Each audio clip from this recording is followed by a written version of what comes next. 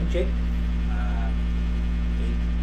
8:10 ng gabi. So kailangan kasi ang estimated time na dating sasabayan natin na sasakyan papunta sa venue ng training ay 8:30. So konti na lang yung time preparation natin, pero ahead of time nakapack naman ito lahat. So yung iba na lang konting dagdag. Then ano nga ba yung mga dapat natin dalhin sa dalawang araw na training at lalagat may parating na bagyo. So setting tong darating na Sabado Linggo dahil mayroong bagyong paparating at the same time sa training tayo. So yun natin. Ayun natin. So tabi lang muna natin yung ating pumping. Personal is pumping to.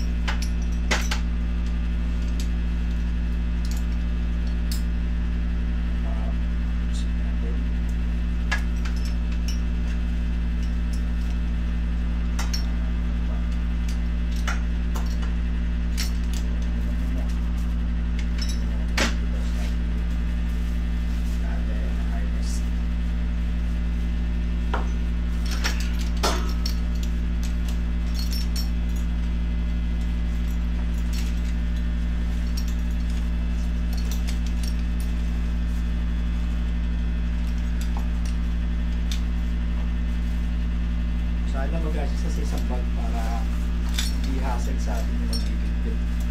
At malayo-layo yung ating kabiyahiyan. So, from Cavite to San Juan, Batangas. Malayo-layo. Pero buti na lang. Meron tayong mga tropa masasabayan. Thank you nga pala sa mga tropa. On the go. Pwede sumabayan tayo. So, yung tropa na magagaling pa na bansa. Then, nadaanan ako maya-maya at punta kami ng Tinlupa. From Tinlupa, doon na kami diretso sa venue. So, mag-a-advance tayo kasi dapat bago pumunta yung araw sa venue na tayo. Kaya may bagyo o kailangan pwede tayo sa mga gamit natin. So, target natin na may lagay at nakakailanganin pa sa bag.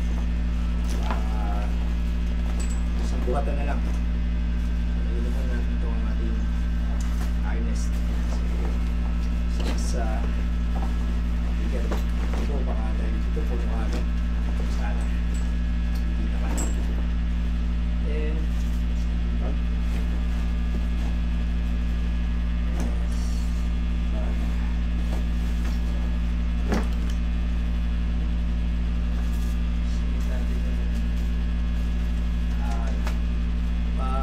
Saturday and Sunday natin na net. Dito rin yung uniform natin sa training. Kasi ito na lahat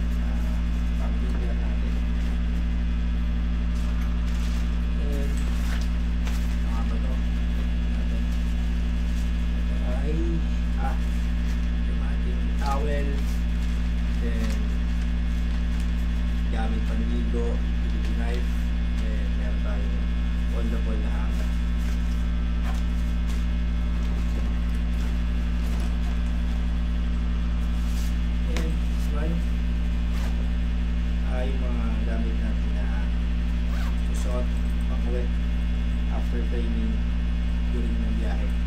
Ito na to. Pag after yung mag-wash out, ito na yung usok ng power. So, nakapak na rin yun, para isang buwan na lang, alam masyado bubuksan. So, ito, natin, ang dalang ilaw, foldable fan, kasi parang pagkat tayo nakahang. And siyempre importante sa lahat ito nga power bank, lalo na't may bagyo, so kailangan natin ready so at bagay ito para sa fan, then sa cellphone touch, ang babaw ang isang ipin. Then, salamin natin.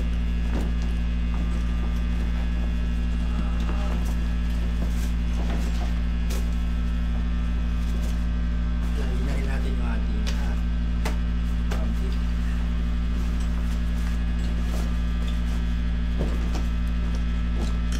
Sana mag-asa pa yun. Ito. Nakasakay. Hindi na kasi baka sasabit ko na dito sa bag. And yung ating tumili sapatos training, yung mga gamit natin, mga karate na yun, kasi hotshot.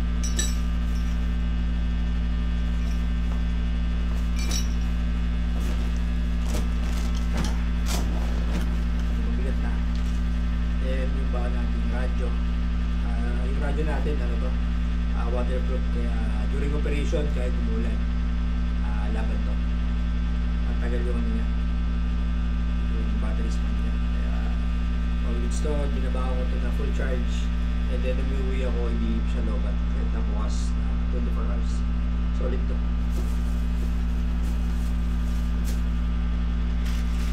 And bawal na makalimutan yung mga mesh kit natin dun sa punta natin sa menu. Ito nga pala yung gamit ko na sport. Then yung aking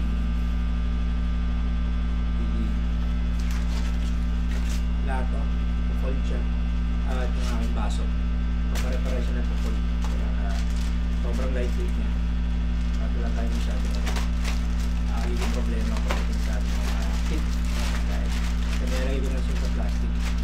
Itong ating sport ay titanium, kaya mas magaan siya sa regular natin ginagamit.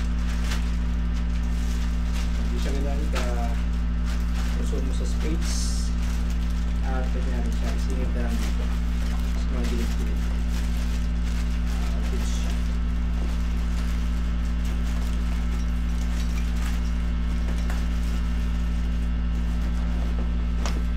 Ano pa ba? Hindi na natin ito dadalihin kasi meron tayong mga tali na nag-work gamit na pinapagamit sa atin. So, dinala mo isa bahay gloves natin sa mga PPE na huwag kakalimutan. Iwas tayo sa road bird. And ito na yung gamit natin for the police training. Para hindi tayo kahit may bagyo. So, training natin yung rain motion. Papagyan ng resistensya. Pagpalakasan ito. Ito yung ginamit yung bag. Hindi na yung usual na bag natin na pang-camping. Kasi alam naman natin na may parating na bagyo right now. Kaya much better na yung bag natin ay waterproof. Kasi para all goods at safe lahat ng gamit na maaaring mabasa. Dahil dito, naging safe sila. Ay mong problema. Natin.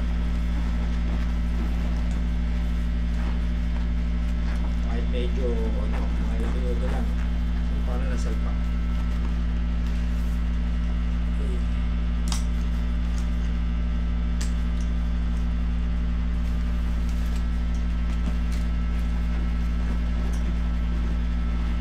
Hindi talaga kasi yung yung helmet. So, isasabit na lang natin siya dito sa liit ng bag para hindi siya iwanan. Ano yung loob? Still.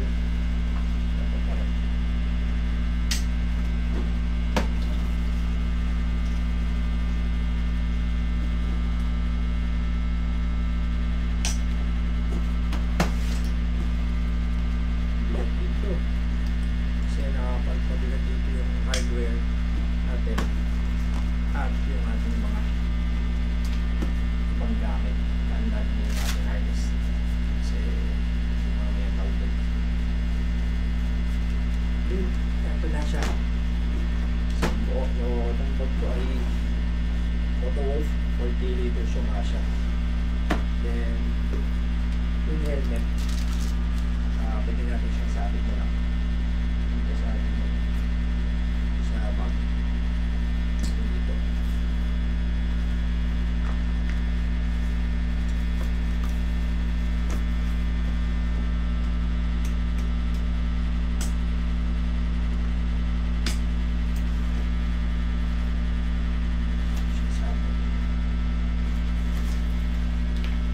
Ito yung bag. Yung tubig. So, ito na yung gagawin nabili natin sa training. Tumbler, helmet, and yung mga gamit natin for tools. So, good luck sa atin, sa mga tropa natin na nag-party ng bagyo. So, alam ko, excited ng lahat kasi mas challenging habang mabagyo.